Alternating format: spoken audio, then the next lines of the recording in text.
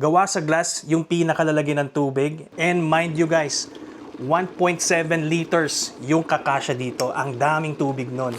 I'm sure kayo din, tulad ng family namin, hindi kumpleto ang breakfast pag walang mainit na kape, mainit na tea, or mainit na Milo. Kaya nga nung nasira tong electric kettle namin, dali-dali akong bumili ng kapalit. Ito yung bago nating Xiaomi electric glass kettle. Dito sa taas, makikita natin yung pinaka-cover niya, at para ma-open yung cover, ito yung pindutan niya. Doon naman sa labasan ng tubig, makita natin na may filter ito. Gusto ko yung handle nito, medyo may katabaan siya kaya madaling bitbitin yung kettle. Sa ilalim naman ng handle, nandirito yung on and off button. At lastly, ito naman yung pinaka-base ng kettle.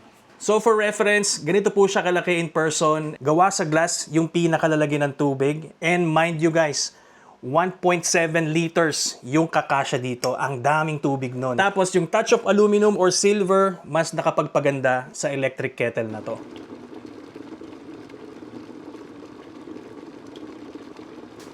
Actually, naisip ko nga, since 1.7 liters yung kasya dito, kung walang heater yung banyo nyo, perfect ito. Pwede nang gamitin yung mainit na tubig panligo.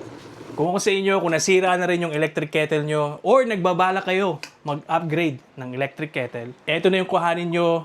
Kasi number 1, ang daming pwedeng ilagay na tubig. Second, ang gandang tingnan, no? Importantly, yung pangatlo, may warranty to pag bumili kayo na to.